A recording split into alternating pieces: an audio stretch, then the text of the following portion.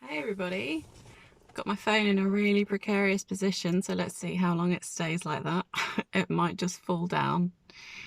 Um, I just wanted to come on and say hello, how you all doing? And talk a bit about the moon phases offering, or the moon phases post that I put up yesterday about utilizing. Honestly, I get so excited about this stuff, I better not. I could jump around the car, I really could, at the thought of this astrology and being able to use it to help move through your life with more ease and more synchronicity and more in tune with yourself and the universe. But if I jump around, the phone's going to fall down, so I'm going to try not to. I'll contain my excitement and try and get it out vocally instead. I'm just literally parked up after a cleaning job, by the way. So I'm like, keep looking around thinking, oh God, people are going to walk past thinking, who's that dick on their phone doing an Instagram video? That's me. Hi. Here comes somebody. So I get so embarrassed doing this stuff in front of people. Usually I'm like parked up at home in my driveway and it's fine. No one can see me. So anyway, basically the whole idea is that whenever we get a new moon or a full moon, and obviously there are other moon phases as well, but I'm for that post that I put on yesterday, which was the 27th of July, this it's because it's my son's birthday, so I'm just checking, was it yesterday or was it the day before? No, yesterday was the 27th of July.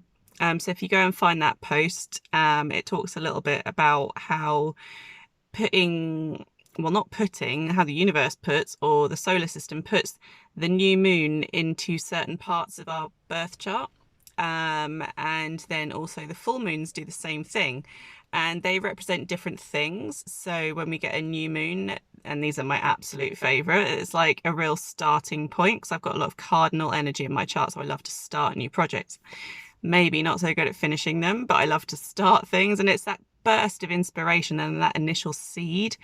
And so a new moon is very much like that, and it behaves as just sowing the seeds and the fresh ideas. And so it's not the culmination, which is very much at the end of the full moon, and when you might see the fruits of your labor, or the a light may be shined upon what you've maybe forgotten, or upon the really positive bits that you've put into it. That's usually when you get some form of kind of recognition or something, whereas the new moon is all about that initial excitement. It's a bit like springtime, imagining like the kind of seasons. Well, in the UK particularly, springtime is so fantastic, and we get, all the first signs of the flowers coming up through the soil, and the world's been kind of asleep for wintertime, and then suddenly life starts to buzz back into existence, which I absolutely love, which is why I love the new moon so much.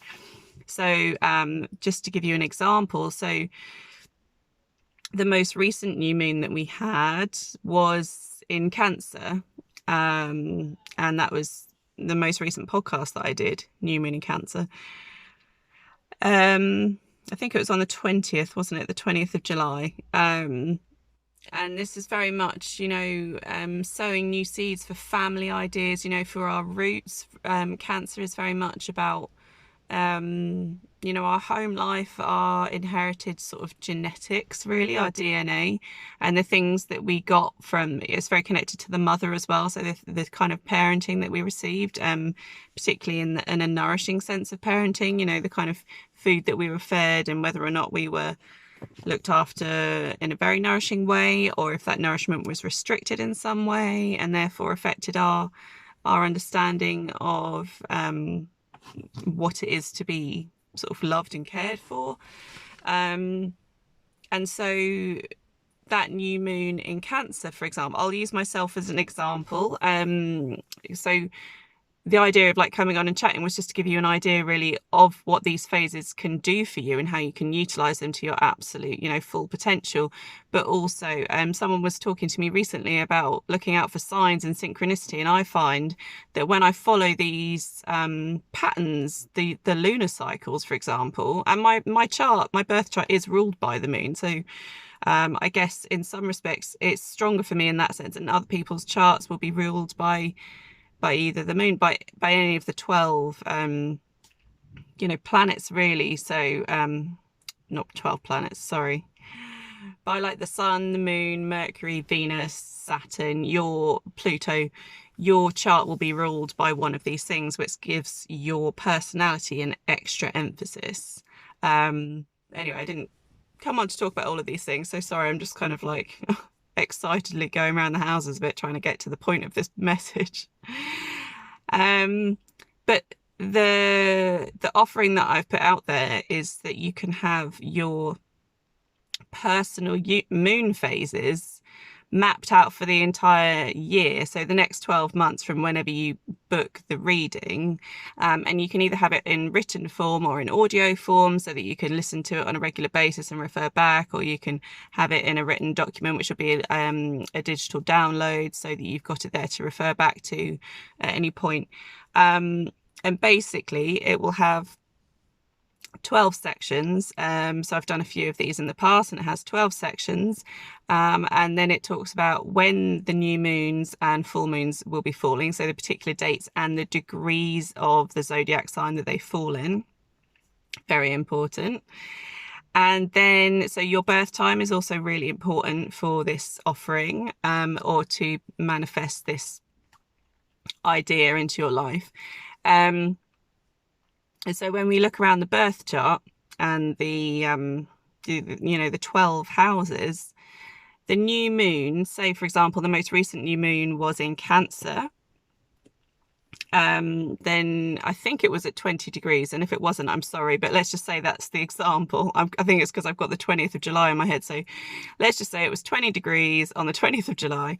So then you look to where Cancer is in your chart. So there's each sign of the zodiac is around the outside, okay, of your birth chart. So you don't necessarily have planets in every sign, but you do, every sign is taken up in some way by a house. It's a bit tricky to explain. I explained it better when I was putting the house section on the astrology course, which is still in progress, and it's really exciting. It's like really coming together now, and I'm looking forward to recording some stuff for that, as well as having the written elements and like the worksheets and stuff. So you would see where Cancer starts. So the little section of Cancer, I should have got a birth chart really to do this, but this is just off the cuff. So just imagining the circle, 12 houses, and then on the very outside, you've got all of the zodiac signs. So find Cancer. Always think it looks a bit like a 69. Not to be rude, but there we go. Yeah, and look for Cancer. And then you would count down the degrees. So the very edge of that sign is 1 degree, and then you count all the way around to 20 degrees. And that 20 degrees may or may not be in the same house that the sign started in, if that makes sense. So sometimes you can have 2 houses covered by 1 sign, and sometimes you can have 3 signs in 1 house. You know, it's crazy. But there's different house systems that you can use, and I tend to work with the Placidus house system because it tends to represent more realistically what's happening in the sky, instead of the equal house system, which can be, you know, slightly off. But whichever house system that you want to use, then, you know, that's totally fine. And you count down to the degree of the new moon or the full moon, and then you can see which house it is in your chart. And depending on which house it falls in, shows you which area of life you can sow your new seed of intention, or see if for a new moon, or see the culminate, or where you can look to see for the culmination, the fruits of your labor, perhaps a light shined on secrets, things that you didn't perhaps see before, and you can look for that particular area of life. So if it's in the first house, it's going to be how your physical appearance, how you look to other people. If it's going to be in your second house, it might be to do with work and how you earn your money and your talents. And it's kind of very much the things that we bring with us into this lifetime, and that's it's usually like a material thing. So the new moon in Cancer fell in my second house personally. So this was like sowing a new seed of intention about how I'm earning my money and the kind of lifestyle that I want to attract to myself. And it was interesting because, just to share a little anecdote with you, there was a whole series of synchronistic events that led me to revisit the village that I grew up in, which I used to hold really negative emotions towards. So where I visited was my friend's parents' house, and they've moved since we were little. So I ended up being near the house that I grew up in, which holds so many positive memories for me, and the home and family and my roots, very much Cancerian themes. So I thought it was interesting. And this was, the day before the new moon.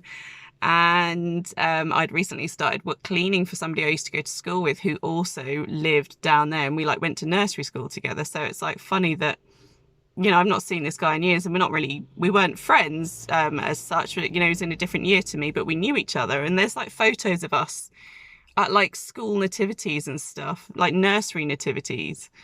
And it's just crazy, isn't it? And his parents lived on this road where my friend's parents now live. And then this is right near my family home. And I was driving past my family home with my son in the back, and I was just like, oh my God, I really want to move back here. And I don't want to just move back here. I want to live in my family home. And it just became overwhelmingly, that's the one, overwhelmingly powerful. This sense of, I need to sow this seed for myself. I need to give my inner child. So that's quite Cancerian as well, because it's your inner child is somebody that you parent yourself, isn't it? So I need to, as we get older and become more kind of, I suppose, mature and responsible for our own well-being. It's like my inner child was just like, I need this, Mum. I need this. I need to go back home. And the whole time I was driving home and I was thinking, can I make this happen? And me being quite cardinal in my energies, I was just like, come on, yeah, sow the seed. You can do this. And it came to the new moon. And literally after that visit to my home village, I slipped into conversation with my husband, because I was like, I always get fearful if someone's not going to have not going to be on board with my ideas. I'm like, oh God, I need to prepare myself for an alternative viewpoint. But it was so exciting, because I was just like, oh, and by the way, can we move here? And he was just like, yep, okay. And just started Googling stuff. And I was just like, about what does the village have to offer, and what can we do here and there? And, does it have a kebab shop? So that's it's classic, isn't it? Chefs love a kebab. They love a takeaway. Love it. But this place is ideal to bring up children as well, and another Cancerian theme. So my child, my children, so there's in our household now, there's me and my husband, my stepson, and my blood son. I don't know how anyway, so 2 adults, 2 children. And there's it's really changed our kind of home dynamic, and it's lovely. And there's a really family vibe, and I absolutely love it. Most of the time, obviously. I really hate cleaning the toilet seat all the time. But anyway, that's how it is with 11-year-old boys. Yeah, and it's just so I got so excited about this idea of going back home and this kind of pilgrimage. And then since then, I've been back to the village again with my mum, and I've been like, right, okay, so I want to live here and here. And when I Googled it, the house that I grew up in I can't afford to buy a house right now. So it's very pie in the sky, but the idea of manifesting our dreams, this is something that's really interesting to me right now. And I just want that home because it delivered such a great childhood to me, and I would like to, and it's out in the countryside, and there's a stream in the garden, so there's water everywhere, and it's perfect for the dog, and fresh air, and great for like running like around the local area, because I like to do that to keep fit. And there's cows, and like we'd have muddy shoes all the time, and there's tractors, and I just can't tell you what that does for me. Like, that makes me so excited. I've lived in the city now for ages, and since I was about 18, and it's kind of time, the draws that the city had for me back then. So I've just got to keep an eye on the time. With the idea that I could pop out and I could meet friends and I could go for a coffee and go clubbing and stuff, and it's just not the same now. And I think particularly with lockdown, that has really brought that sense of freedom home a lot more. And I just feel like if we were in the country, things would be much better, and just for me personally and my family, for our little kind of group. But there is that idea of clean air and stuff just being really good for us, and having more space. And anyway, so I looked up on Zoopla or something, some property finance website that would tell me how much my family home was worth, and it is just like extortionate. It is, because since we moved out, so my dad's a builder, and we moved in and it was like a shack, and we lived in a caravan, and he did the house up, well, we did it up together kind of thing. And I was like 18 months old, I think. So it's like my first memories. And yeah, it's just like a cottage, stream in the garden, very idyllic, in my head, very nostalgic. And yeah, since we left, there's been extensions built, and they've bought extra land at the back because there's marshland. So they bought extra land, and there's now like a small holding there, which is like a complete other dream. But anyway, yeah, and it's got like outbuildings and stuff, and there's a lot of space.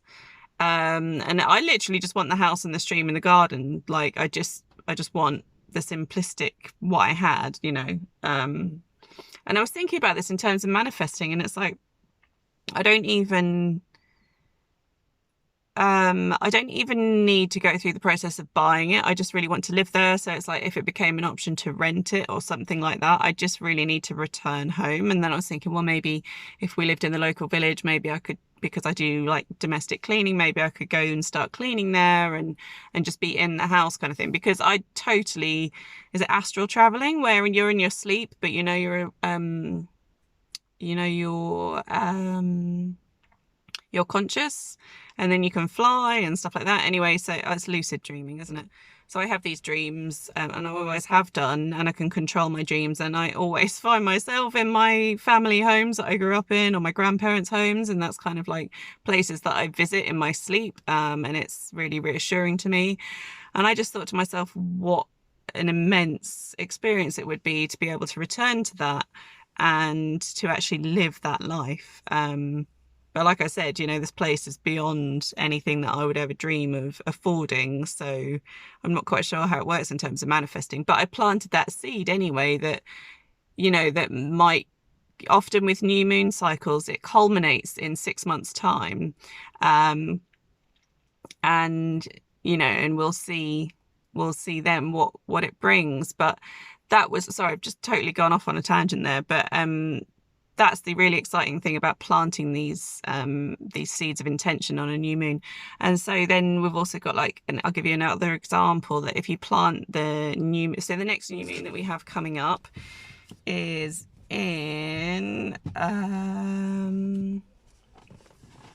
bear with me, so we've got a full moon on the 3rd, and that's in Aquarius, and then we'll have a new moon in Leo. Is that how it works? I literally can't think. I haven't got it in front of me, sorry.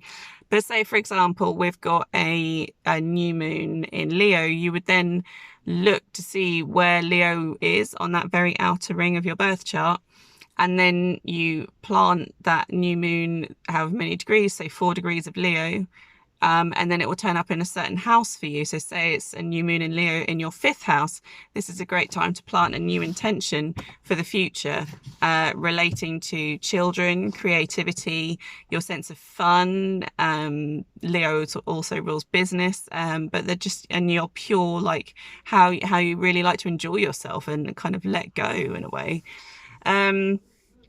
So anyway, that was really all I wanted to talk about. Sorry, I went off on a tangent. I always do. I'll be recording the podcast this week sometime for the full moon in Aquarius coming up next week. And I just wanted to talk about the new moon and full moon phases and the offering that's on my latest Instagram post at the moment. So if you want to, somebody else walking past, getting really paranoid, getting really shy. If you want to take up that offer, I haven't put it on Etsy yet, so you'd have to direct message me or put like a moon emoji on that particular post from yesterday, and we can start a DM conversation, and I can take payments through PayPal, or if you're in the UK, then we can do bank transfer. And it's currently on for £25. And yeah, I just find it's a really fantastic way to kind of plan your life a little bit and become more synchronistic. And I do find that when I follow these new moon and full moon cycles with like more intention and more purpose, I find that I see synchronicity everywhere. I see 1111 on my phone most days. I see, I asked the universe for a sign the other day. I asked to see a robin, like a really specific bird. Anyway, I didn't see it the day that I wanted to see it, but then for the next 2 days after that, this robin turned up in the front garden by my parents' house when we were talking about moving to this village where I grew up. And then the next night, 2 robins turned up, and it was just, yeah, really funny. So anyway, thank you so much for watching, and I'll see you again really soon. I hope you're having a lovely, blessed day, and lots of love to you all. Bye.